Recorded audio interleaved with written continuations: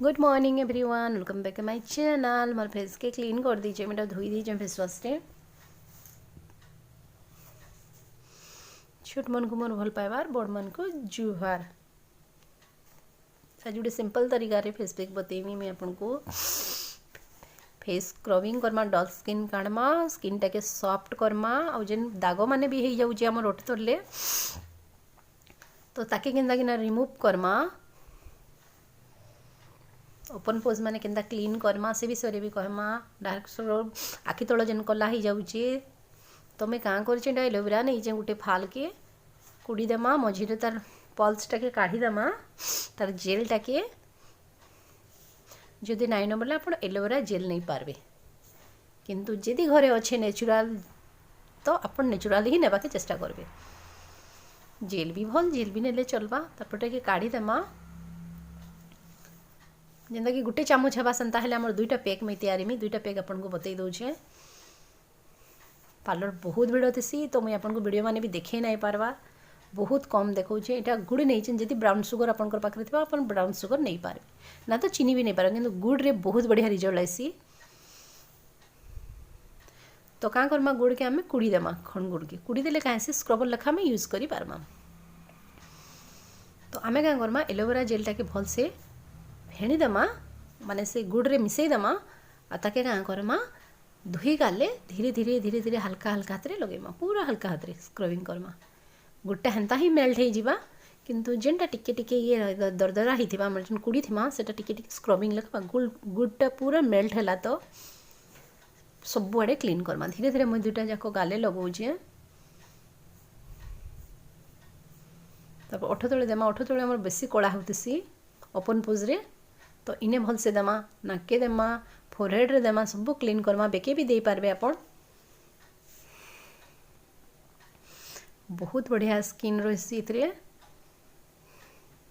सबू स्किन रे यूज करि पारबे, हेन्ता नहीं नॉर्मल टू ऑयली स्किन सबू स्किन रे यूज करि पारबे, किछि नहीं हुए आराम डरबे भी नहीं। 5 मिनट मसाज करमा, मसाज कर सारा पर मुँहटा के क्लीन कर देमा। मसाजटा निहाती करबे, मसाज निहाती जरूरी है। स्क्रबिंग कर सारा पर आम क्या करमा, तापर मसाज क्रीम टे तैयारी आम पहला स्क्रब कर देनी जेनता गोटे क्लीनअप आम करूँ से टाइप आम गोटे क्लीनअप। एलोवेरा जेल जेन रखी अधा चामच सेटा, तापर दही देमा, पानी नहीं दऊँ, दही एका मोटाटा देमा अधा चामच,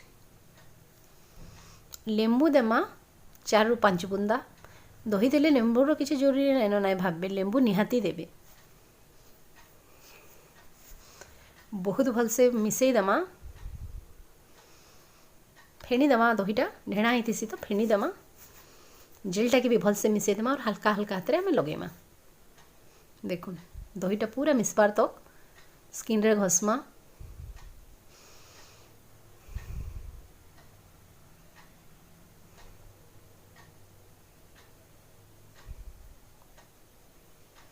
तो भल से सब नहीं जिमार भल से घसमा।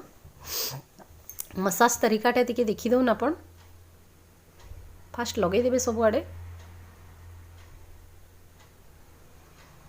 तापर भल से ताके दुई आड़ मसाज करमा। भल से फर्स्ट मुँहटा के घसी घसी लगे देमा। इतार द्वारा आपंकर जेकोसी कला दाग होता पड़े जा, जैसे सनटेन आमको हो जाऊँगी जदि क्लीन हो ब्लैक ब्लैक होते सब जाक रिमूव हो। सप्ताह को 2 थर करूँ, मासक जेनता आप 4 थर हाँ से टाइप करूँ आम। सप्ताह को 2 थर करेंगे बोले 15 दिन 4 थर होमर। तो यूज करके देखुन ओठ उपरे भी आम एटा मसाज करि पारमा। ओठ जेन ब्लैक हो जाती भी रिमूव हो पारबा। कथि लगी आम लेंबू देथिमा तो बैलेंस हवा, स्किन टाके बहुत भल रखबा, सॉफ्ट करबा। किंतु 5 मिनिट मसाज करमा आ 5 मिनिट हेन्ता छाड़ी देमा, बोले 15 मिनिट टोटाल आमर क्लीनअपटा हवा। तो घरे जेन जिनिस अच्छे से जिनिस रे करबे, स्किन बहुत ग्लोइंग हो जाएसी। इथरे दहीटा के स्किन ब्राइट करबा, कौनसी दाग नहीं करे दिए। लेंबूटा भी स्किन बहुत चिकन करसी और बहुत भल लेंबू। 5 मिनिट मसाज सरला, 5 मिनिट सुखवा के छाड़ी देमा। भल से मसाज करमा, आखि तल भी भूलबे नहीं। जेन जेन जगह आपन को कला लगुता से जगार मसाज करबे। मैं तो घरे हिसाब रे आपन को बताऊँ सबू जिनस, तो सेटा करूँ देखिए बहुत भल काम देवा। 5 मिनिट लगेमा, 5 मिनिट सुखवा के देमा, तापर क्या करमा पुछी देमा।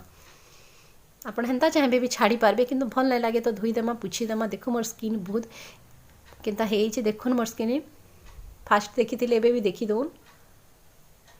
मोर स्किन देखुन पूरा क्लीन आपण भी जदि करबे होम रेमेडी माने बोले स्किन टा बहुत बढ़िया रही आपण करिकी देखुन नेचुरल स्किन टा